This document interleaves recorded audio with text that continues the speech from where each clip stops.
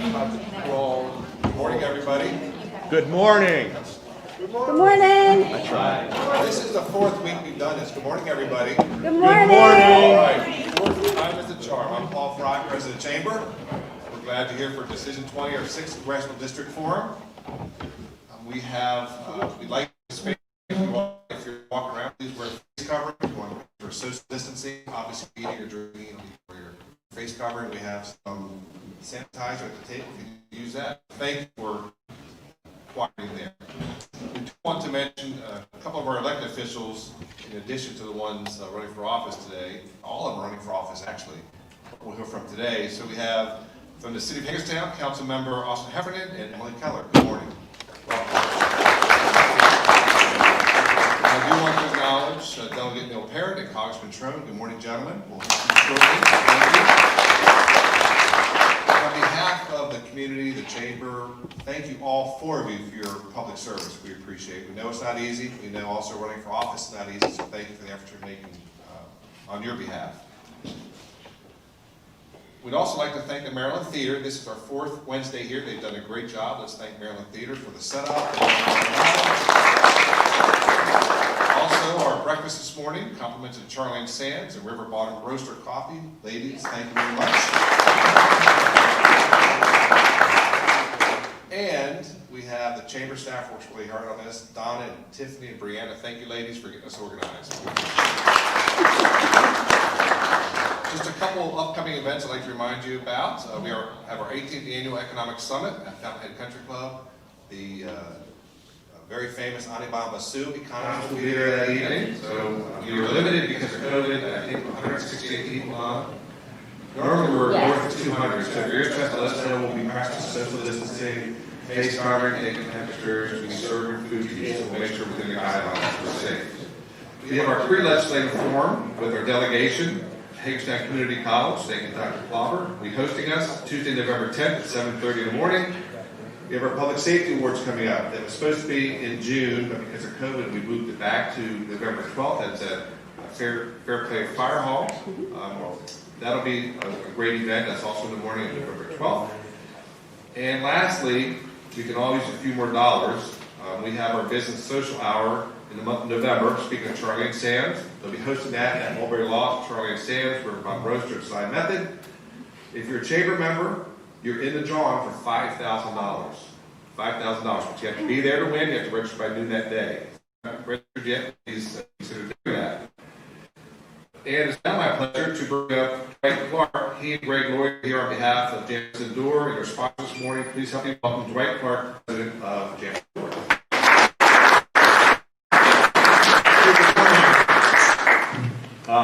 The Jamison Door Company has been an integral part of the Hagerstown city community for over 114 years, a part of the Washington County community for the same amount of period of time, as well as the greater Washington County community. We probably actually have more retirees than we do employees. That's how long we've been around this area. But it's our pleasure to sponsor an event like this because this is given to the community and this is for the edification of our community. So thank you, Chamber. And our candidates, good luck.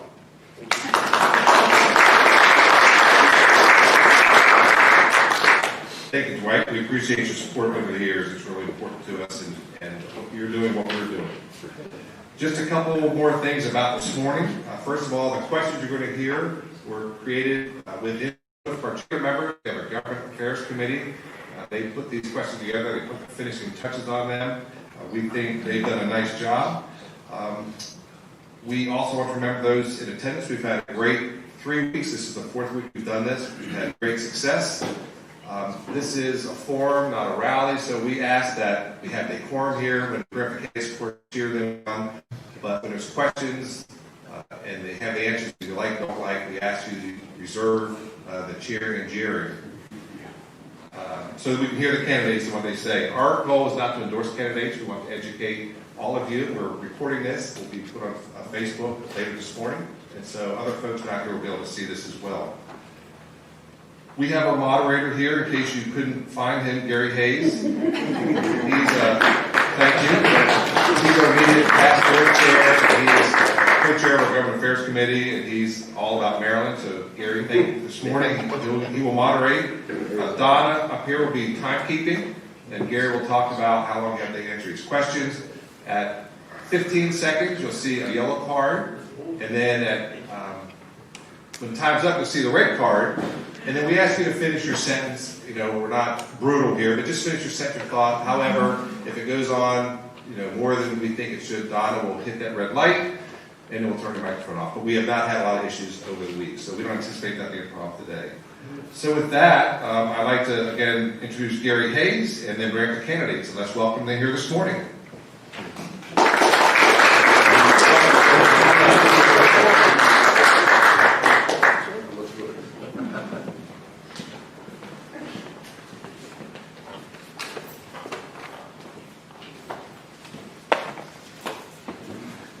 While our two candidates are getting ready, first of all, welcome everybody. Thank you for attending this morning. It is greatly appreciated here in Washington County.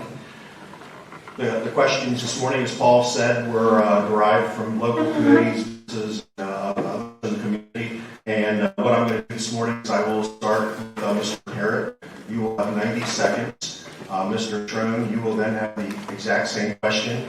The following question, I will then start with Mr. Trone and go to Mr. Parrott, and we will proceed in that method.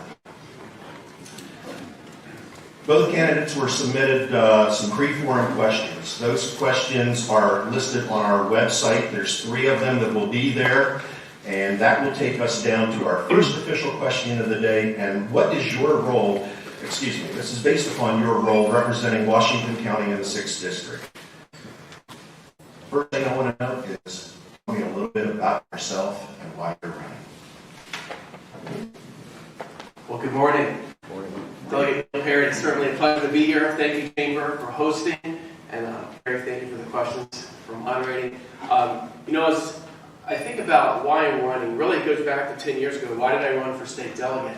And one of the reasons I ran was I see government is just too involved in our lives. It's too big, it taxes too much, has too many regulations, and it's stifling our economy. Thankfully things have gotten better with Governor Hogan being as governor of Maryland since I started, and now we have President Trump. We've seen regulations come down, we've seen taxes come down, but those tax cuts are set to expire.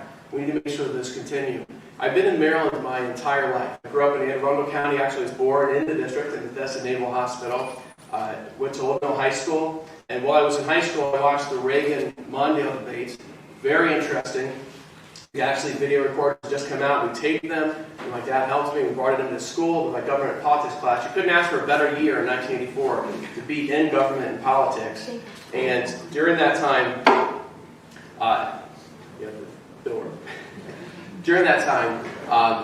it was just phenomenal to hear Reagan debating Mondale. Hear a conservative value outline. I'm an engineer, which the University of Maryland.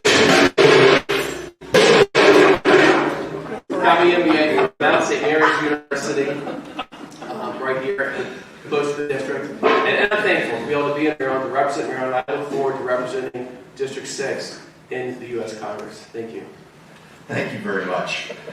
Mr. Trone, same question. First of all, what a great suit you've got. Wow. Well, thank you, Neil, for being here today, and thank you, Neil, for running. Running and putting yourself out there is a great thing to do, and it really takes a toll on you and your family, and I think it's great. So we really appreciate that. Having a civil discourse is wonderful. I'm a business guy. I am not a politician. I'm a Chamber of Commerce guy. Matter of fact, I was endorsed by the United States Chamber of Commerce, one of only 23 Democrats in the country, and is also endorsed by the Farm Bureau. So I grew up on a chicken farm, believe it or not, in Adams County, Pennsylvania. My dad, unfortunately, had a drinking problem. He went bankrupt. We lost our farm. We lost our home. I went to school on student loans. Got an MBA at the University of Pennsylvania Wharton School. Started my business, age 28. All my life, I've worked for myself. Still own 100% of the business. And my company now has over 10,000 employees in 27 states across the country, 200 and some stores, and we do over $5 billion. So it's a big company, but it started zero. So that's why, where we come from, we ran, because we need to change what's happening in Washington. We need to change it for people that don't have a voice. That's why we're here. Thank you. Mr. Trone, Tuesday is our election. On Wednesday, it'll be day one of the next year. What are your immediate legislative priorities? Well, we're going to continue to focus on what we've always talked about, and that is what I think you need to bring to politics is you need to bring compassion. You need to care about people that really are in a tough way. That's been my focus. In civility. This is what we have right here with Bill and myself, civility. Republicans and Democrats, we need that bipartisanship. If we don't drive bipartisanship, we're fools. So unfortunately, Washington doesn't have too much of it. But 70% of my bills are bipartisan. My bills are focused on things that we should be totally together on. Addiction. 71,000 people died last year. My nephew died of fentanyl 4 years ago. It's a big issue in America. I think one of the biggest right behind COVID. Mental health. What's happening across our country now with COVID, the financial collapse, is an absolute disaster. It's a mental health crisis that's going up like a hockey stick. And the third area is thinking long term. I'll keep going back to that. We got to think about your kids and my kids. We think about the next generation. Really think long term. We're going to make the best decisions, whether it's education, things like medical research, the environment. That's what we need to be. Thank you. Mr. Parrott, same question. Sure, can you repeat the question? Sure. What are your immediate legislative priorities on day one after being elected? Thank you. I have a lot of priorities, but one of them is we need to help people move from welfare to work. Newt Gingrich did a great job in the 90s passing that bill. Bill Clinton signed it into law, and it really helped people all across the country go from welfare to work. And unfortunately, during the Obama administration, they made exemptions to those work requirements. And the work requirements aren't even that hard. You can just volunteer 16 hours a week, and that fulfilled the requirements. And I was very thankful to work with the Hogan administration, where Washington County was exempt. They took a new look at it when I introduced the bill to say Washington County shouldn't be exempt.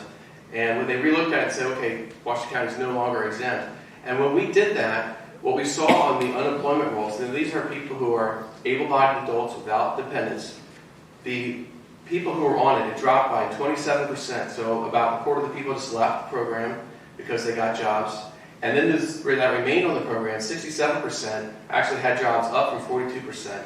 So it was a huge help to people. I want to see people have their dignity, see people have a sense of self-purpose, and be able to work, not only for themselves, but to help society. And that's going to be a huge priority to help people get from welfare to work as I go in there. How much time do I have? 15 seconds. Okay.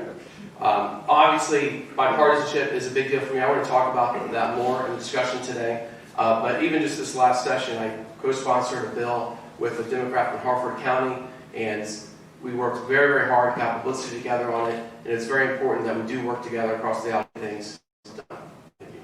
Thank you, Mr. Parrott. And the next question starts with you. The American people seem to have lost faith in Congress. What will you do to rebuild trust in government, and can you identify one opportunity for cooperation across party lines? Well, unfortunately, the American people have a good reason to have lost faith in government. You know, my opponent talked about bipartisanship and how important it is, and I agree that it is. But I don't believe that bipartisanship involves impeaching the sitting president really for reasons that are not backed up by fact. I also think that when you want to have a spirit of bipartisanship, that you need to vote for things that are across the aisle. Unfortunately, what we saw, I know opioids is one of your main issues, but there was a bill, the Import-Export Bank Bill, and there was an amendment to the bill offered by a Democrat that said human trafficking, if nations are violating the human trafficking conditions, that we should penalize them financially. And so those penalties were enacted. That amendment passed almost unanimously. And then there was another very similar amendment offered by a Republican this time that said if opioids and fentanyl are being sent here illegally by other countries, that we should also have that similar hammer to say, no, you can't, we're going to have punishments. Unfortunately, that failed by 4 votes. Every Republican and 15 Democrats voted for that, including a Democrat from San Francisco just south of Nancy Pelosi's district. But unfortunately, my opponent voted against that, and I believe it was for partisan reasons. But I think we do need to have a spirit of bipartisanship. That was a great amendment. It should have passed, and unfortunately it didn't. So to go back, we need to restore faith in Congress. But the way to do that is to really work in a bipartisanship matter and not just say it. Thank you. Thank you, Mr. Parrott. Mr. Trone, same question. Would you like me to reread it? No, I'm good. First of all, I'm not quite sure what you're talking about there, but opioids has been my number one mission day one. As soon as I got there, I formed a freshman working group. The freshman working group has 65 congressmen and congresswomen, bipartisan, 32 states. We put together over 50 bills on mental health and addiction, because they're connected, totally intertwined. Every single bill is bipartisan. Every bill. I work side by side with everybody on both sides of the aisle. You do that because you're a business guy. You don't be successful in business. Impossible. If you don't want to work with everybody and realize that everybody has the same goals at the end of the day, and that's to help people have a little better lives. And addiction, 200,000 plus have died in the last 3 years. Over 200,000 people. We just recently passed a bill with Dan Muser, Republican from Scranton. Dan and I partnered together, Family Support Services Act. Bipartisan, same in the Senate. We set it up there, bipartisan. It'll help families. Because when my wife and I had to help our nephew as he struggled with addiction, we had to think about all these things. Where do you stay? How do you get a job? Where do you get a 28-day program? How do you transition? That's really tough to do. This bill addresses that. Thank you, Mr. Trone. And Mr. Trone, the next question will start with you. The 6th Congressional District, as it's drawn, has become increasingly diverse. In what ways have you experienced this change in demographics, and how do you plan to represent these diverse constituents? I mean, diversity really is the strength of America, and that's what has made us the country that we are. And because you see it from business first. When you look at business and you look at a problem, you and I are going to look at it one particular way. Maybe we have a similar background. But other folks that come from, whether it's different countries, rural versus urban versus suburban, incomes higher or lower, all those different perspectives, diversity. And diversity is truly our strength in America. Other countries just don't get it. They don't value that. 40% of the Fortune 500 companies in America are started by immigrants or the next generation. Apple, Google, eBay. That diversity creates millions of jobs, good paying jobs that we all benefit from. So we want to have the best, the brightest, the diversity here, and that's going to make the America that our kids, that our children want to see, and our children deserve to see. But we've got to get unity. We've got to pull our people together, because this left and the right and the Fox and the CNN, that's BS. We've got to figure out how to meet in the middle, compromise, and have unity to go with that diversity. Thank you very much. Mr. Parrott, the 6th Congressional District, as it's drawn, has become increasingly diverse. In what ways have you experienced this change in demographics, and how do you plan to represent these diverse constituents? Well, it's interesting that it is diverse. It's diverse because Governor O'Malley wanted to remove a sitting Congressman, Roscoe Bartlett, and by changing the districts like he did, he got rid of Roscoe Bartlett. I think that was very unfortunate. It was the legality of that was actually questioned. I led NDPositions.com, which got on the ballot so people could try to go back to the district. That's reasonable. A district that would have rural Maryland, where rural Maryland would actually be represented in Congress. And unfortunately, what we see right now is rural Maryland being outnumbered by the folks from Montgomery County. And so Roscoe Bartlett lost that re-election effort. But I think that we're going to be able to win this year because people are working together all across the district to bring real representation to Western Maryland, which we haven't had. I think it's going to be very important that all 5 counties are represented in DC, and not just really one. And to go back to the opioid that I was talking about, it was House Bill 4863, and you can see where you voted for an amendment, against an amendment that a Republican put together that would have really kept fentanyl and opioids out of our country. And I know that's one of your strongest issues. I was very, very disappointed to see that vote against that, and to be one of only 4 of why that bill failed.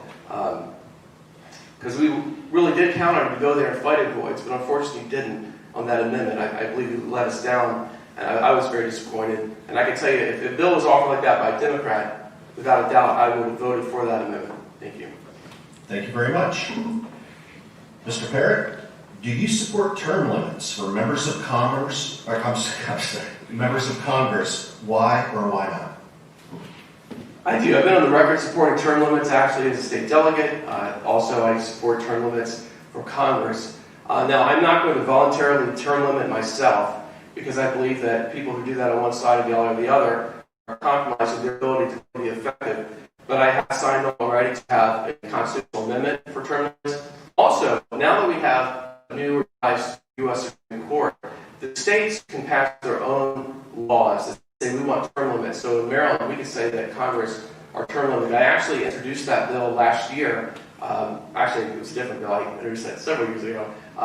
But we can do that as a state. Now, people argue it's unconstitutional because the Supreme Court has said that you can only say what's in the U.S. Constitution. The states can't go beyond that. But that was a 5-4 vote in the Supreme Court where the liberal justices, all who don't really believe in state rights, said no, but the 4 conservatives said yes. Now that it's a more conservative court, the states have more ability to do that. I do support a constitutional amendment, but I think that's going to be a steep hill to climb. So I think the states need to have term limits for their congressmen, and the states also need to say that if someone is going to run for U.S. Congress, that they need to live in the district where they're actually running. And unfortunately, what we have in District 6 is someone who ran and lost in District 8, where he lives, my opponent David Trone, in 2016, and then ran again in 2018 where he ran, but he still doesn't live in the district. I believe it's important for people to have someone that actually shops with them, worships with them, eats with them, talks with them when they're shopping here in the district. Thank you. Thank you very much. Mr. Trone, same question. In the area of opioid, just once again to stress, there's 1,000 amendments we voted on, but 50 bills, 1% bipartisan, all driven to this. The leader in the House on addiction and opioids, picked by the Speaker of the House, only person picked to lead the Opioid Commission to stop fentanyl from China and Mexico from here. So one person, they picked one senator, one Senate, one in the House, one in the Senate.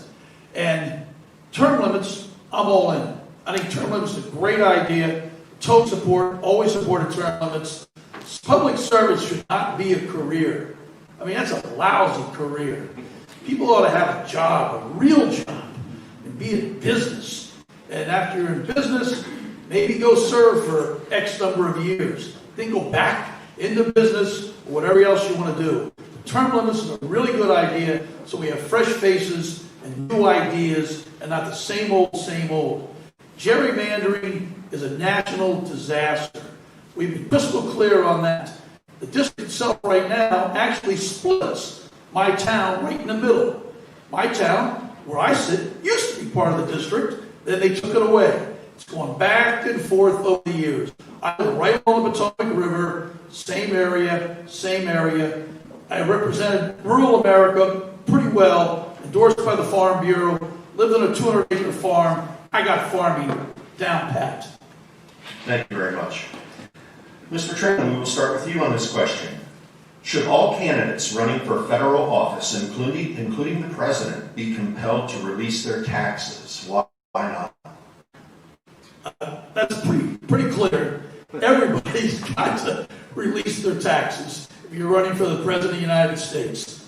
I mean, you owe it to literally not the country, but the world to say exactly if you have any conflicts that are there. People need to know the truth. And, I understand the business world, and, you're going to find I didn't pay $750 in taxes. I paid the maximum amount for year after year after year after year. And you've absolutely got to have that information out there. The people deserve to know what the real tax situation is, and it's incomprehensible that they haven't been released. Thank you. Mr. Parrott, same question. So for the taxes, I think that if we were to have presidents that need to supply their tax returns, that needs to be a bill that's passed in Congress. That bill hasn't passed. It's not a requirement. It's kind of unprecedented that people would be submitting their taxes. It really hasn't happened in recent history. But to go back a little bit with the opioid bill, you know, it's not a surprise to me that Nancy Pelosi would put you in charge of that commission because she's very partisan and put a partisan person in charge of that commission to fight opioids. Unfortunately, voting against that amendment was actually the teeth that we needed to go against China so that we could have opioids and fentanyl and reduce them coming to our country by having strong, stringent penalties. And unfortunately, that amendment only failed by 4 votes, with David Trone being one of the no votes. When we look at the actual district boundaries themselves, Potomac, it is split in half, it's River Road, so he is in District 8. But Potomac has never even been considered as a part of District 6. If you look at District 6, for decades, it's been Garrett, Allegheny, Washington, Frederick, Carroll, Baltimore County, Hartford. It's the top part of the state. It never even came close to Potomac. So to say that it was going back and forth, it's never gone back and forth. District 6 has always been rural until Governor O'Malley redrew the lines specifically to get rid of Roscoe Bartlett, which he even admits was done intentionally and also admits that it was the wrong thing to do. I think it was disappointing that we have that, but it is time to return District 6 to someone who lives here, someone who cares and knows and works with farmers all the time. So, thank you. Thank you very much. Mr. Parrott, this next question is for you. Washington County is rich in historical monuments and statues. What is your position on the removal of statues in Washington County? Why and why not? You know, that's interesting. We talk about historical markers and statues. One of the things that got me into politics to begin with was a 10 Commandments monument that's actually in District 6. It was in the city of Frederick.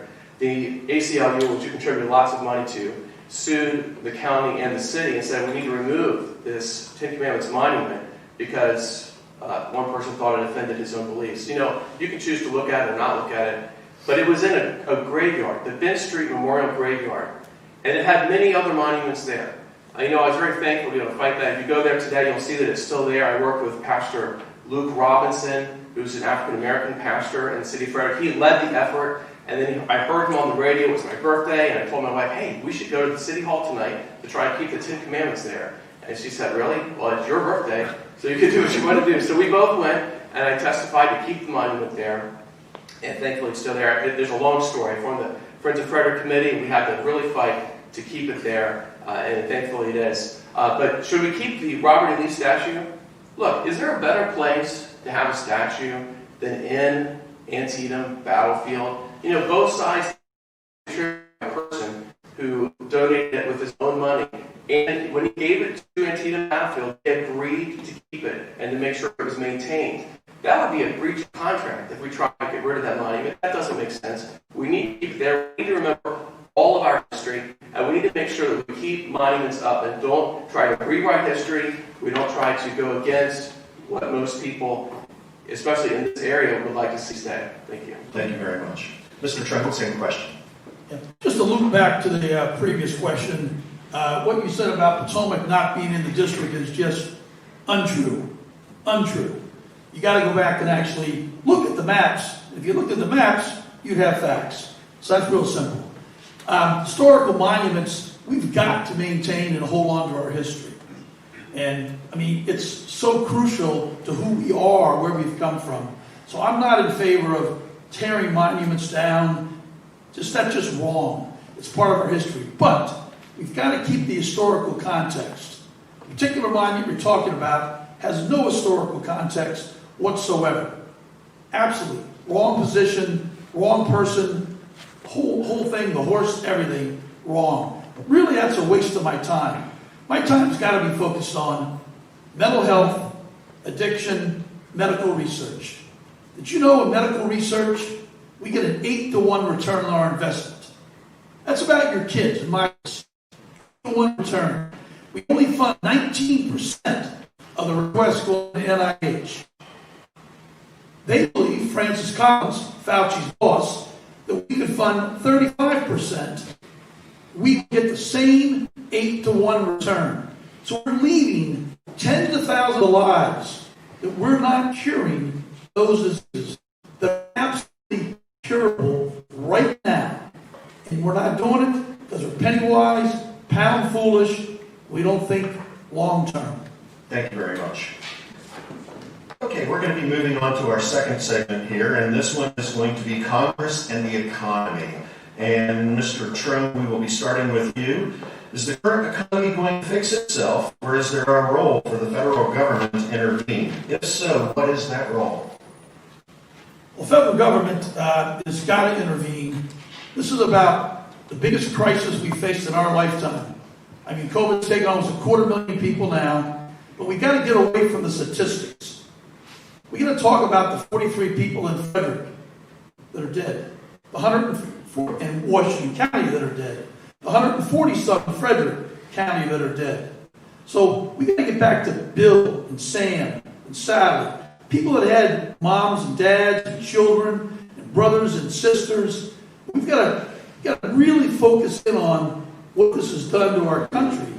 And yes, we've got to get business up and running, but if we can get business up and running safely, and that's what federal interventions needed, we need more PPP. It's going to run out at the end of the year. We need extended unemployment insurance. People are hurting. 26 million people are uninsured or unemployed right now. We need to make sure that we have a preparedness plan for the future, because we were not prepared. We were not ready. We have to rely on U.S. goods. We can't make our goods in China. We have to make them in the United States. If it costs $5 more to make it in Maryland or Michigan, great. Creates American jobs, that's a good thing. But we need intervention because America's in a tough spot right now. And if we don't intervene, then we're going to continue to have business failures and more deaths. Thank you very much. Mr. Parrott, same question. Yeah, before I get there, I'd like to go back to the maps. Trone talked about, look at the maps. You know what? It's interesting, because I led newtician.com. I look at the maps for the last 40 years, and I've got one on my map right here, 1972. You know, every single 10 years, District 6 is nowhere close to Potomac. It's never been close to Potomac. And in 72, it was Garrett, Allegheny, Washington, and just barely hit Montgomery Gall, the very top part. And that's what we've seen for the last 40 years. It's never been close to Potomac. Well, here's the map. Let's take a look. That's 1972. Yeah, we're not talking about 72. We're talking about the past. Yeah, we're talking about Bartlett. Let's go back to the year 2000 to 2010. Again, we barely had the very top part of Montgomery County, like Clarksburg. That was it. It didn't go very close to Potomac. So, you know, I'm very familiar with the maps. I'm thankful to be able to do that. Let's talk about the economy. The economy, we've got to worry about the national debt. Just this year already, we've increased the national debt by 1/3. It's unbelievable. And it's because of the bailouts, but it's also because of the government response to COVID-19. They've shut things down. I talked to business owners that even right now are not able to be open. So a lot of these businesses that have closed, because the government said they had to close, are never going to open up again. And that's a real shame. You know, of course, it is an epidemic, and we need to treat it very seriously, but closing businesses was not the right thing to do. I believe that every single business is an essential business, and every single business needs to be allowed to operate, and even right now, a lot of them are still shut down. We can talk about unemployment. I'd just like to say that I don't think we should be paying more to people who are on unemployment than they ever made while they were working. Thank you. Thank you, Mr. Parrott. And Mr. Parrott, we'll start with you on this one. Should we reduce our federal deficit, and if so, what should be our strategy? So there are two questions, I guess. The federal deficit, do we have a deficit every single year? We don't balance our budget. You know, the first strategy we need to do is pass a balanced budget amendment. I signed on and said we need to pass a balanced budget amendment. And, of course, there would be exceptions for emergencies, but we need that amendment. In Maryland, we have that amendment. I'm a member of the State House of Delegates, and every single year we need to have a balanced budget. You know, the House can't continue without balancing their budget. The United States can't continue without balancing their budget. We've seen other countries that have done this. You know, for the first time since World War II, our debt is now greater than our gross national product. And that is a very bad position to be in. Greece, we've seen it in Argentina, we've seen it in other countries where their debt has just become too big, and it becomes too big, they've had to devalue their dollar. Inflation's gone way up because that was the only way to pay their debt. You know, people believe that America is too big to fail, but that's not true. No one's going to bail us out. If we continue to take on the loads of debt that we're doing right now, we've got to start paying it down. That starts having a balanced budget every single year. Thank you very much. Mr. Trone, same question. Yeah. Arguing about political lines is what politicians do. Trying to get results of what we should all be doing. That's the end of the day. You don't build a $5 billion business by being not competent. You build because you know what the hell you're doing, and you're willing to work and outwork everybody else, every time. And you don't get voted the least successful legislator in Maryland repeatedly. That's not a title I'm never going to get. What we do need to do is balance the budget in a much better way than we've done. Third year of the Trump administration, before COVID, the negative deficit was $987 billion. The last year of the Obama administration, it was $585. $400 billion delta. 400, almost double, before COVID hit. So for Republicans to claim blame Obama, that's just not true. The facts are the facts. We have to go with the truth. You can't make up the truth because you shout it to the hilltops. The truth is the truth. $400 billion. The tax savings on the C corporations. Not anybody in this room. We're sub-S's, we're LLCs. But the major C corporations, that lowering of 35 to 21% put us $1.9 trillion in the hole over a 10-year period. So $200 billion of that, $400 billion, came from that tax ill-conceived reduction for large companies like Google and General Motors. Thank you, Mr. Trone. And this question will seem like a follow-up to that because it is. Do you believe the current federal tax code is fair? Why or why not? And what would be your approach to changing and reforming the tax code? The federal tax code we were touching on a minute ago, the federal tax code for C corporations is 35%. It was lowered to 21%. But they said we weren't competitive. That's just not accurate. The truth is, the effective tax rate on the American C corporations, because we have a deduction program, we're allowed to take deductions off. The effective code marginal rate was 24% for U.S. C corporations prior to the tax drop. The G7, the other top industrialized countries, was 23%, within 1%. The chamber itself recommended 25%.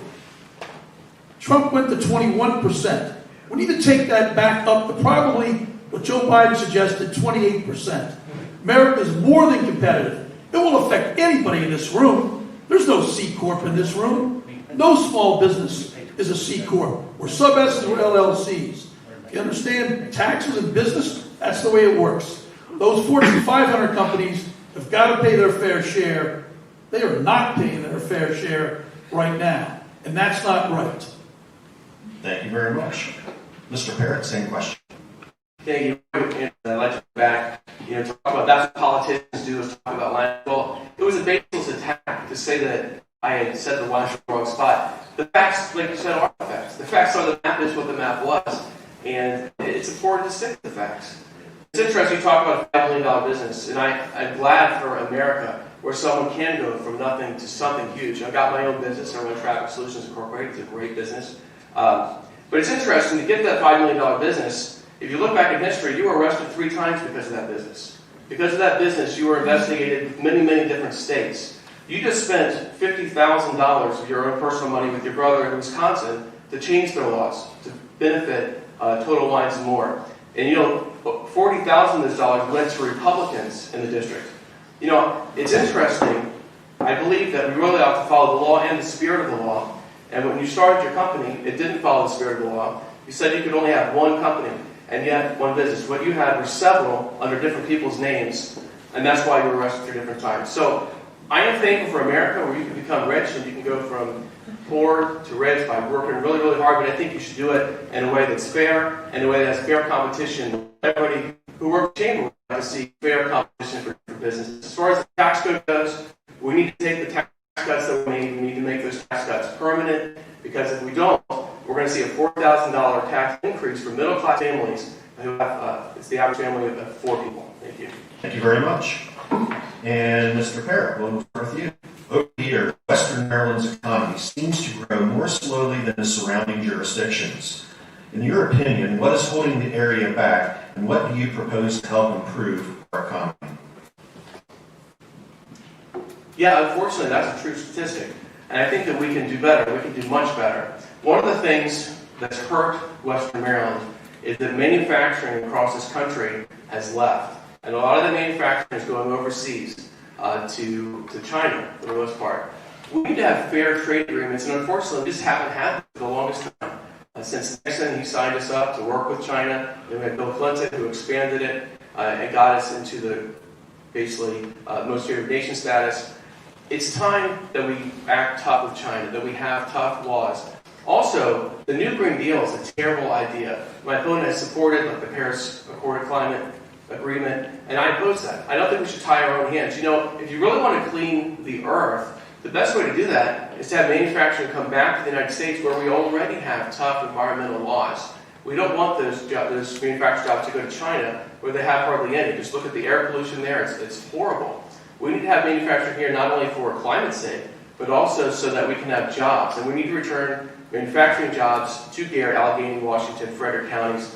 It's very, very important. Another thing is transportation. We've got so many great opportunities here. We've got I-81 that needs to be wide in 6 lanes. We've got I-70 and the Frederick area that needs to be wide. Of course, US 219, which is another great north-south way to go, needs to be wide in the Pennsylvania section. We're about to finish the Maryland section, so that we have the 4 divided lanes that will help. Having that great transportation network will help the economy and help us grow. Thank you. Thank you very much. Mr. Trone, this question here has been a thorn in Washington County's side for a long time. And I'm going to start off, I'm going to paraphrase a little bit here. Our stretch of I-81 has been both economic.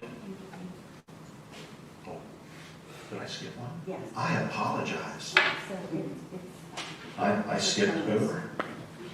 time. Mr. Trone, I apologize for that. I skipped over you, and I'm going to go back to that right away. I'm going to go back and read the question. Over the years, Western Maryland's economy seems to grow more slowly than the surrounding jurisdictions. In your opinion, what is holding the area back, and what do you propose to help improve our economy? Just quickly there, I don't support the new Green Deal. But at the end of the day, I do support an environment that'll be safe, an environment for our kids and their kids. That's real simple. And if we're not in the Paris Peace Accords, Paris Climate Accords, the only other country not in it is Syria.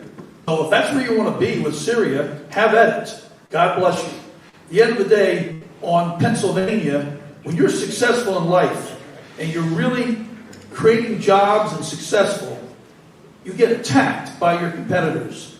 I was attacked by my competitors, a Republican Attorney General. This is documented, it's simple fact, and what you get is politicians twist the truth, create innuendo, and don't go with facts. The facts are, in America, you're not guilty of anything until someone looked at it. Well, when they looked at it, every charge was dismissed. And guess what? That Attorney General, he went to jail. He spent 1.5 years in jail, earning create. One of my competitors led the charge. He went to jail. Pete Matusas. He went to jail for tax evasion. And that's what happens when people act that way. The key we need to do for this country on jobs is broadband. We've got to get broadband. That's where we're going to create jobs. And we're going to get a better education for our kids and help on mental health for all the folks that are suffering right now. Thank you very much. Now we're going to come back to this question that's a thorn in Washington County's side, which is Interstate 81. And it was just announced last week that our friends to the south in West Virginia, Governor Justice just announced $59 million to build a bypass around Berkeley Springs. Why can't we come up with some money to improve I-81? What do we need to get federal support to make this project happen? Mr. Yeah, 2 years, last 2 years, the 81 grant request has been denied. So I sat down with Transportation Secretary Glenn Slater, Larry Hogan's guy, and we've worked hand in hand with Larry Hogan. He's done an excellent job on this COVID pandemic. He's exhibited fantastic leadership, and we're lucky to have a governor like Larry Hogan. We're very fortunate. I sat down with Slater, and we talked about what we need to do.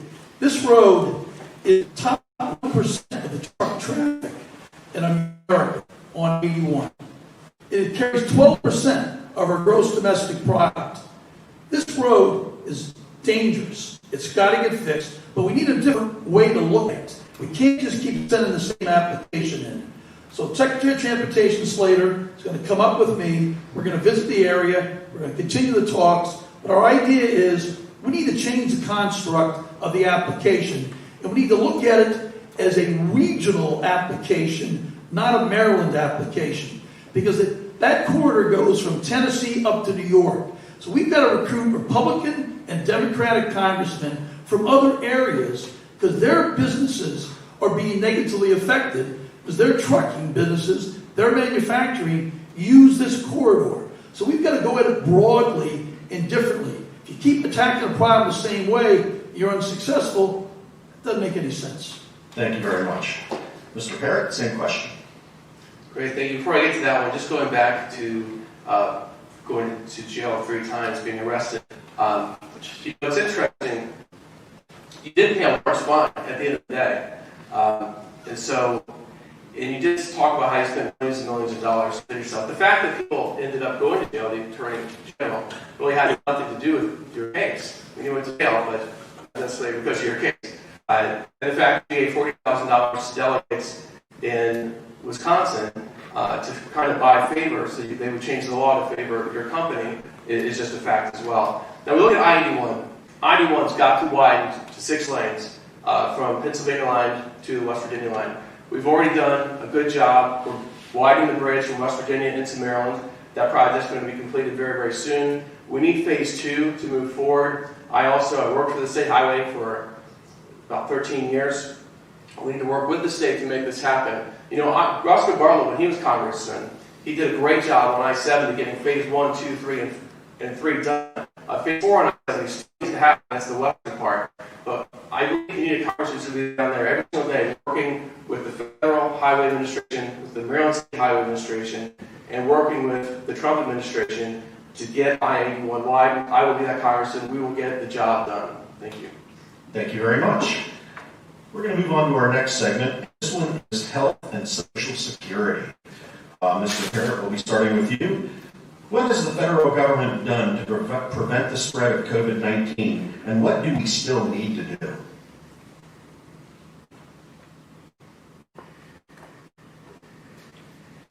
Well, it's interesting. The federal government, as far as fighting it, has really left a lot of those decisions up to the states.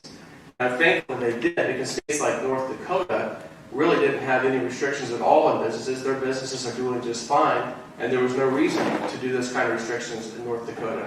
I believe that the states have been overzealous in shutting down businesses. Again, I believe that every business is an essential business. I believe we need to get good education out. Now, if I was going to fault the federal government, I would say that they didn't do the job of getting out as much information as they knew right away. But cutting the trade from China, not trade, but the pass from China, people coming here right away, that helped our country. It delayed COVID-19 coming into our country as soon as it could have.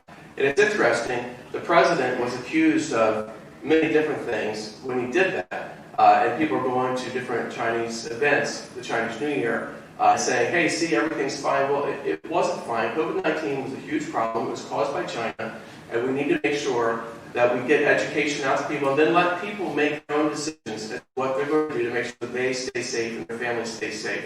Shutting down businesses was not the way to go. Again, we're looking at our national debt. Just this year, it's increased by 1/3. I mean, it's already way too high. It's already gone World War II levels. It's time to start paying it down, but the way to pay it down isn't to shut down businesses and to stop the income from flowing into our country. So I do agree to let the states and let them make decisions, but again, the states a lot of times went too far. Thank you very much. Mr. Trone, same question. We want to keep business open. I'm in business, that's for sure. But at the end of the day, we want to keep people alive. And we've lost literally 250,000 almost now. That's way, way too many. And to pretend that that's okay, that's really pretending, because that's wrong. That's not okay. There's a lack of leadership at the top. You can't expect 50 state governors to figure it out. That's why you've got a federal government. That's why you have a CEO. That's why you have the president. And that lack of leadership, that I take no responsibility, that's what's led to this disaster and catastrophe we have. We've got to get focused on COVID. Larry Hogan is focused on COVID. Larry Hogan has a plan. He's done a great job, but not every governor has been like Larry. We need more of that, but we needed that in the White House. We need to support our state and local governments. Larry Hogan and the Democratic governors together asked for $500 billion and $375 billion for local government. They need that because right now our schools, our colleges are laying off people. They have not enough PPE. We don't have the PPP that we need for our businesses. It's gone.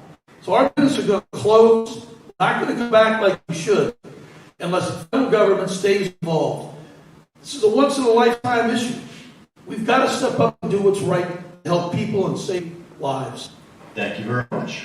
Mr. Trone, the largest generation in our history, the baby boom generation, continues to retire. Many fear that our country's social security system is not on sound footing. What measures need to be taken to ensure that retirement benefits will be strong for future generations? Yeah, we've got to realize and respect that our seniors have worked for decades and decades and need to have the ability to retire safely. And the retirement fund is running out of money. There's an excellent bill, which I'm a co-sponsor by Connecticut Congressman John Larson, and it will change the fund by folks that make over $400,000. The payment into Social Security ends. So as people make higher money, they don't contribute to pay in. We need folks, all of the upper brackets, all those brackets, to pay in their fair share, regardless of how much money they make. If that happened, we could fix Social Security for 75 years. But right now there's a loophole that says those Social Security payments that everybody in this room pays, they stop at a certain number, and at that number, they need to be reenacted. It's not real complicated, but there isn't the political will right now to do it. Thank you very much. Mr. Parrott, same question. Well, to be clear, what he just talked about was he'd like to have a huge tax increase on people who make over about $102,000 a year. Because what you see then is 15% of their income would go away. I mean, it's interesting. People are already leaving our country, trying to go other places where they can save money. Now is not the time to have another 15% increase in their taxes for the amount they have, $102,000 and over. I don't think that's a good solution. Do we need to maintain Social Security? Absolutely. People have paid to it. People have been guaranteed that money. Do I see a shortfall in the future? I do. And what kind of actions are we going to need to take? Well, I think that we're living much longer, a lot longer than people anticipated when we started Social Security. And one thing we're going to have to seriously look at is, again, raising the retirement age, which wouldn't affect people who are about to retire, but might affect my generation. I just turned 50. I don't know that 65 is a realistic time to collect Social Security when it's drawing up. So that's something that we would need to look at. Going back to one person dying is too many, I fully agree. 250,000 people have died because of COVID but Spanish flu, when it hit, it was much, much higher. I mean, the percentages are crazily higher to compare the two. But let me say this too. People are also dying because of suicide, because of depression, because of drug abuse. They're losing their companies. They're losing their friends. Kids need to be back in school so that they can learn. The shutdown, unfortunately, is hurting people all across the country, and it's time to open up. Thank you. Thank you very much. Mr. Parrott, is the Affordable Care Act in its current form here to stay? How do you propose to curb the continuing rise in healthcare costs, including the high cost of prescriptions drugs? And last, is Medicare for all a viable option? let's talk about the Affordable Care Act. President Obama became president. The Tea Party started. I didn't even know about what that was. And Dick Armey was going to come speak to the Republican group here in the year 2009. And Paul, you were part of that. It was great. And I looked him up and said, who is this Dick Armey? What's he all about? He was the president of Freedom Works. And that's when I read about the Hagerstown Tea Party. And my wife and I, we started the Hagerstown Tea Party, which is a group that still goes today. And one of the big things that we did was to say, this Affordable Care Act, we've been promised two things by President Obama. One, that it's affordable and that the rates will go down. And two, that we're going to have better care. Unfortunately, anybody could have seen it who really looked at it and say, you know what, if you pass this, it won't become affordable. Rates will go way up. They promised us that you can keep your doctor, that you can keep your insurance. All those things were untrue. So we fought as much as we could. And we delayed the passage, Tea Party movement, delayed the passage of the Obamacare Act for about a year. And by delaying it a year, they actually stopped something else that was very dangerous, that would have affected our electricity costs and really skyrocketed it. Do I believe it's going to stay? I think it could. But I think we need to change it. If we're going to have a healthy economy and have a healthy country, we need to go and have private market solutions. Yes, people with pre-existing conditions still need to be able to get health insurance, but we need to have more of a private market solution where the cost will go down and the quality of care will go up. Thank you very much. Mr. Trone, same question. Health care is a human right. Everybody has to have health care. So we got to figure that out. The rest of the G7 countries, they figured it out. We've got to get that done. The best way, of course, is everybody has a job. If you have a job, we create jobs. Broadband will do that. We'll work with the Biden administration to get broadband for America. It's a $100 billion bill we're going to get passed next year. And that's going to help rural America and bring broadband everywhere. But when you look at the ACA, when you get something the first time you do it, did you ever get it right? They didn't get it right. But they got 21 million more people that have health care now than had it before. Every year it's been improved. We need to keep it. With COVID now, we need to save people that have preconditions. Because now, 8 million more have preconditions. So we've got to keep that. But most of all, we've got to bring the pharmaceutical companies to bear. They've donated $4 billion in the last 10 years to government. I don't take PAC money. I don't take lobbyist money. I'm my own person. I'm not going to listen to anybody, but I think it's right for the constituents, right for the country. End of story. The pharmaceutical industry, number one donator, $4 billion, and we can't even negotiate for drug prices? Are you in business? I mean, anybody in business, you negotiate for a lower price. I come in every day. But the federal government can't even negotiate for lower drug prices. That's craziness. Thank you very much. This brings us to our very final section, which will be final thoughts, and we're going to start with Mr. Trone. Do you support the current presidential administration and its policy agenda? Give us some examples of what you agree and don't agree with. You know, I'm in business, and I got over 6 million square feet of real estate around the United States that my company leases. So we run into a lot of developers, a lot of people in real estate business. Most of them are Republicans. They're fantastic people. We have great relationships with them. We work with everybody. We're totally bipartisan. But you know what? Every single person I met that dealt with Donald Trump had the same thing to say. I would never deal with him again because he's not honest, he's not trustworthy, and no one has time in business to deal with people like that. So we've got a train wreck there. The nightmare is going to be over soon because we don't have a person that cares about people, that has charity in his heart. Look at charitable actions. Nothing. They had to take him to court in New York to pay money out of his charity that other people gave. Others gave it. He kept it. They had to sue him in New York. He doesn't have the civility to work across the aisle, work with other folks. That's what we need. And he doesn't think long term. He thinks about one thing. Donald. Well, that's wrong. In government, we should think about everybody else and their kids and their kids. How How do we make a better world for them? And we can do that, the leadership of government. We can't do the road he's put us on. Thank you very much.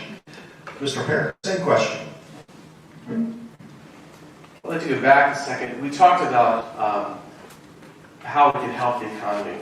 And my point talked about, I think the $100 billion bill he's talking about for broadband. You know, we've been trying to do broadband for the last 10 years, the federal government has. It really hasn't gotten anywhere.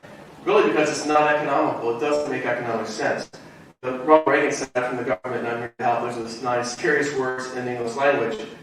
What I keep hearing over here is government control. Government control with healthcare, government control with broadband, government control with taxes. You know, that's the wrong way to go. The private market solutions will take care of this problem. Elon Musk already has a lot of satellites in the air right now. This could all be taken care of. We don't need a $100 billion bill. We need to work with private industry and help them have the bandwidth they need to be successful. Now, as we look at President Trump, he's put people on the U.S. Supreme Court that are actually going to follow the law. They're not going to interpret the law or make the law from the bench. You know, that's all we should ask from a justice. He has talked about being tough with China, helping manufacturing jobs come back to District 6. That's where we need it, right here. That's what Donald Trump is doing. We look at tax cuts and regulation reform. We need those regulations before manufacturing has a chance to come back here. Not only do we have to be tough with those countries, but we have to make sure that it's an environment that people can be here. Talk about honest and trustworthy. I've never seen a president go down to D.C. and do exactly what he said he was going to do. He said this is campaign. He's doing what he said during the campaign. And I think that our country is better off for it. Thank you. Thank you very much. Mr. Parrott, is there one question you would like to pose to your opponent in this race? Well, I guess the one question I would have would be to please go back and look at that opioid vote and to tell me why you voted against being strong with our country to keep fentanyl and opioids out of our country. I think that's one of the most important things we can do. That's one of the reasons why I support having a border wall or electronic type devices to keep people coming across the Mexican border into our country. That's where most of our drugs are coming from. And yet, the amendment voted against really like, what he was thinking, but I think another reason. I think it was partisan politics. That's one reason why Nancy Pelosi upgraded him and put him in charge of fentanyl. He voted her away. She didn't want that amendment to pass. But I believe that we need to do all we can to keep opioids and fentanyl out of this country before they even get here. And then once it is here, we do absolutely need to help people go through the treatment that they need so they can be successful if they are addicted to opioids and fentanyl. It's a huge, huge problem. And again, I was very disappointed to see that vote, which is just a great opportunity. It could have been bipartisan. It could have really worked together well. And unfortunately voted against. That would be my question for him. Thank you very much. Mr. Trone, same question. Hey, Gary, if I may intervene. Yes. Why don't we have the candidates answer the question that they've asked each other, and then you can ask. Perfect. Let me ask, he was there, same thing. I'd like to ask Neil, when's the last time you worked with the other side of the aisle? When did you go work with the Democrats to compromise, work together?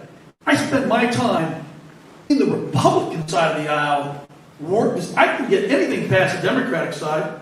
That's irrelevant. We have more votes. But I work on the Republican side of the aisle day after day after day. And I do very well over there because they look at a successful business person that's built a $5 billion business from zero, and they're like, this guy gets it. This guy's competent, and he absolutely understands compromise. So that's what I would ask.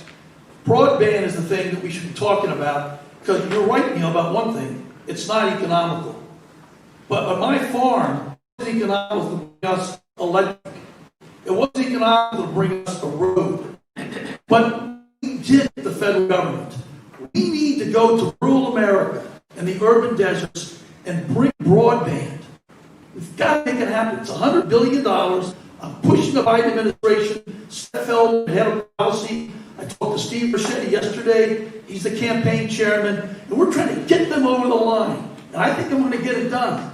And if we get broadband, $80 billion and $100 billion goes to private enterprise.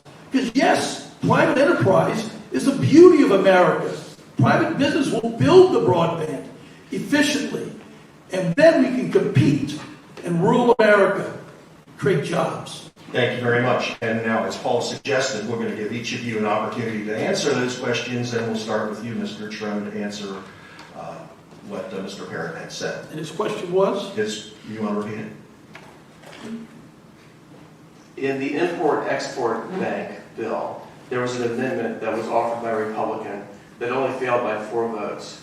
And that amendment would have given teeth so that the president could have enforced countries that were sending opioids and fentanyl into our country so they could be fought back against. And we would have to comply with our rules.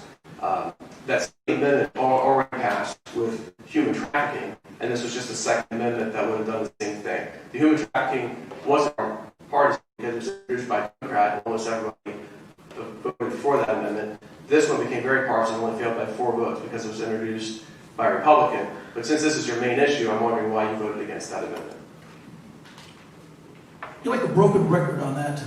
We got 50 bills. That's some amendment somewhere out in the ether that I don't even care about or know about. The bottom line is our record on opioid addiction is unmatched anywhere in Congress or the Senate or the House. Nobody has done more on addiction and opioids than we have done. Not even a million miles close. So that's just a simple fact, and we're going to go with the facts, because that's what matters. Keys, the opioids now aren't even coming from China. The opioids now have moved to Mexico. The Mexican cartels, the 2 major gangs in Mexico, they're the ones that have said they're going to vertically integrate up. They're now buying the precursor chemicals and the precursor to the precursor so they can fully control the manufacturing process in Mexico. So the whole focus on China has moved. The Chinese government said, we don't want opioids and fentanyl mailed to America. They arrested people. They cracked down. So it's all moved upstream to the 2 cartels in Mexico. I'm working with the Customs Border Patrol people. We just had a meeting last week and went over exactly how the flow goes. And that's the mission we're trying to achieve. Saving lives, stopping fentanyl. Thank you, Mr. Trone. Now it's your turn to present your question to Mr. Parrott. When's the last time you went across the aisle? When's the last time you worked with the folks? I'm not too back too far. In 2020, I worked with Steve Johnson very, very carefully. Actually, Steve beat one of my friends who was a Republican in Harford County, but he was a Democrat. And we were able to work really closely together on a bill that was just a common sense bill. We both did TV interviews. You can go back and look at it. And it was a great bill. Unfortunately, it didn't pass this year. Our session was cut short. But it would have been really great. It was a lemonade bill that said, hey, if you want to sell lemonade at a lemonade stand, you're a little kid, you should be able to do that. And people in Montgomery County shouldn't be able to come in and shut you down like they did several years ago. Great bill, great to work bipartisan. And that's just one example. Jay Walker in Prince George's County. Prince George's County had a wonderful bill that said, hey, their schools need to teach economic education. They need to be tested on it. I stood up on the House floor and totally supported him. I said, yeah, this is excellent, and we need to make this statewide. I have a history of voting in a bipartisan, working in a bipartisan manner with everyone in the state legislature. Now, it's interesting, my opponent talked about how he's introduced 50 bills, but let me tell you what, none of those 50 bills have passed. None of them are signed into law, and this could have been signed into law. This amendment that you voted against would have had a real effect on keeping fentanyl and opioids out of our country. And also, when I think about here in Mexico, of course, a lot of it is coming right across the border. I hope that we would support building the wall, finishing the wall, and also building an electronic fence to keep those illegal drugs out of our country, but so far I haven't seen that. Thank you, Mr. Parrott. It brings us to our final question. Before we get there, I want to thank everybody in attendance here for being in great form today and minding your P's and Q's. So thank you for all of that. It's been a pleasure. I also want to throw one more thing out there. Whoever wins, if they're willing to wear this on the House floor, I will buy this for them. Okay? You have to wear it on the House floor. I'm just thinking it's not worth another suit. Okay. Our final question, we're going to start. We're going to start with Mr. Trone on that. Why should we vote for you? I'm not going to touting the fact that I work to deregulate the children's lemonade industry because they put a lemonade stand up in front of a country club. That won't be the type of thing that I'll be focused on. I want to continue to focus on constituent services first and foremost. As a business person, you know your customer. Republican, Democrat, Independent, doesn't matter. That's who comes first. We've answered over 90,000 inquiries in our offices. We promised we'd be all over Western Maryland. We have been all over Western Maryland. Everybody's seen us here over and over and over. We set up 4 offices. The previous congressman had 2. We have 1 in Hagerstown, 1 in Cumberland, and 1 in Frederick, and then 1 in Montgomery County. So being present and listening to Western Maryland is absolutely crucial. We've helped over 4,000 people with their unemployment insurance. Republicans, Democrats, in my district and out of my district. We talked to the Secretary of Education, Larry Hogan, Tiffany Robinson, over and over and over. And we've got results. We've got results for the folks in the district. I think that's absolutely crucial. And you stand up for the folks that are your constituents. I used to call them customers. It's the same thing. Great constituent services. After that, stay focused. You want to get lost in lemonade? Have at it. But I'd rather stay focused on addiction, mental health, medical research, education, and convincing Biden's team that we got to make broadband happen, because that's going to change the face of rural America. When you talk to your educators, I talk to my superintendents every 4 to 6 weeks. I talk to all my college presidents every 4 to 6 weeks. And I listen, what's happening? What's not working? And what's not working is tele-education. We got to change it. Thank you very much. Mr. Parrott. Can you repeat the question? Certainly. Why should we vote for you? Well, first, I want to thank you all for being here, for listening. You know, I care about people. I've been in the state delegate position for 10 years. We have great constituent services. We've helped also employment, really help getting and talking to the Hogan administration. A lot of times, your help is actually referred to our office or Senator Corbin's office, so we can go to the state and take care of because it is more of a state issue. But you know, it's interesting. I think as far as being present and listening to people, I don't think there's any way to be more present and listen to people than to actually live in the district, which I do. I'm in the center of the district. And that's one reason I think that you should vote for me too, is that we have someone who actually lives here and cares about people here. You know, it's interesting. I want to see private market solutions. You heard in his closing statement, he wants big government solutions. When we look at the internet, we don't need to spend billions of dollars and increase the national debt on something that's not practical. We need to help work with private companies so they can take care of that problem. Starlink already has things in the air. They're already advertising $99 a month. They're starting in northwest U.S., and it's just a matter of a year before they anticipate having coverage across the whole U.S. We need to work with them, not waste taxpayers' money. Work with them to get this going. You know, it's interesting. We need to have private market be able to be successful, whether that's healthcare. We need to be tough with China. We need to make sure that we bring manufacturing jobs back to this area. And we can do it, but we can only do it if we keep regulations getting reduced, we keep taxes at a lower rate, and we keep staying tough with other countries. And we also need to make sure that we're working together across the aisle, which I will be doing in D.C. like I have done as a Maryland State delegate. Again, I care about people. I care about Washington County. I care about the whole area, Frey and Montgomery as well. I think it's time that we elect someone to Congress who's really going to represent well Western Maryland, someone who lives here, someone who cares about the people here, and someone who will work to get things done. I-1 widens, who will work to get jobs back, manufacturing jobs back. And again, I thank you for your time. Thank you very much. Gentlemen, thank you both very, very much for attending today. Paul. Thank you. Let's give them a round of applause.